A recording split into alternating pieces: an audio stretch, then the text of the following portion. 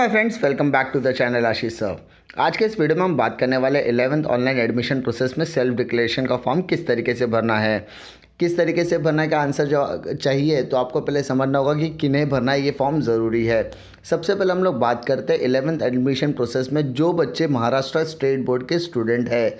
अगर वो महाराष्ट्र स्टूडेंट है तो वो एसएससी में एनरोल किया होगा, जिनका सीट नंबर ए से शुरू होगा। वो सीट नंबर आपका जैसे ही आप एंटर करोगे तो आपकी जो भी पर्सनल डिटेल, स्कूल की डिटेल्स और रिजल्ट की डिटेल ऑटोमेटिकली फैच हो जाएगी।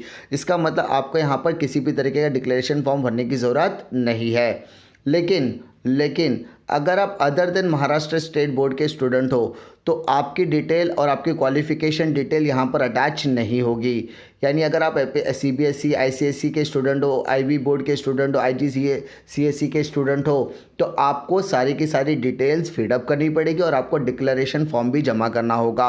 दूसरी चीज़, आप अगर आपने फॉर्म भरने के समय कास्ट मेंशन किया है, जैसे आ गया कोई स्पेशल रिजर्वेशन कैटेगरी आपने मेंशन किया, तो जो चीज़ें आपने मेंशन किया वो सारी चीज़ों के कास्ट सर्टिफिकेट आपको आने वाले 3 महीनों में जमा करना होगा।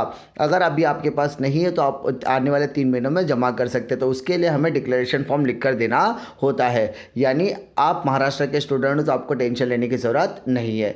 डिक्लेरेशन में क्या क्या चीज़ें दी है। At the time of admission you are not able to upload the document, इसीलिए हम नेम ऑफ द स्टूडेंट में पहले सरनेम लिखेंगे, फिर नेम लिखेंगे, फिर फादर्स का नाम लिखेंगे। ये नॉर्मली एज़ पर रिजल्ट और एज़ पर हॉल टिकट होना ज़रूरी है। उसके बाद हम लोग बात करते हैं एप्लीकेशन फॉर्म नंबर की। एप्लीकेशन फॉर्म नंबर जनरली आपका जनरेट नहीं हुआ है तो इसीलिए हम यहाँ पर यूज़र आईडी मेंशन करने वाले हैं। उसके बाद कैटेगरी की बात करते हैं तो यहाँ पे आपका कास्ट कैटेगरी ओपन है, एससी है, एसटी है, ओबीसी है, जो भी आपका कास्ट होगा वो आप वहाँ पर मेंशन कर सकते हैं।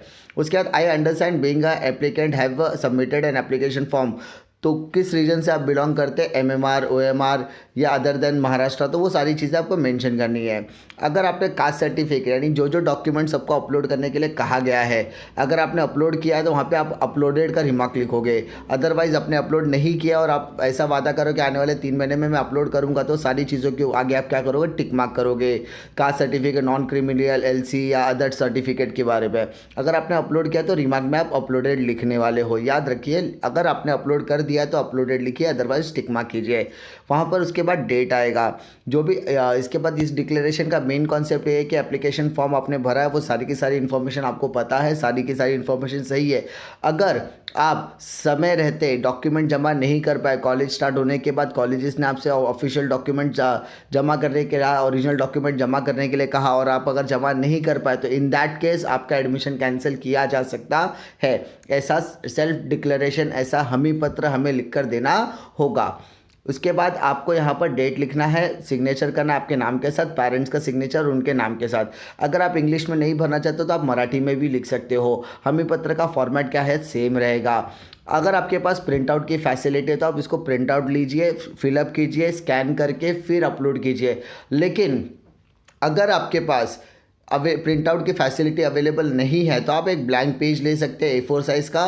उसमें पूरा का पूरा चीज़ें आपको एज इट इज़ लिखनी है, पूरी डिक्लेरेशन एज इट इज़ लिखकर आप हाथ से भी सिग्नेचर वगैरह कर अपलोड कर सकते हैं। तो उम्मीद करता हूँ कि ये इन्फॉर्मेशन आपके लिए इन्फॉर्मेटिव लगी रहेगी। अगर वीडियो पसंद आता तो लाइक करो, दोस्तों में शेयर करो। इसी तरीके की इन्फॉर्मेशन के लिए चैनल पर बने रहिए। मिलता हूँ मैं आपको अगले वीडियो में, तब तक के लिए जय हिंद।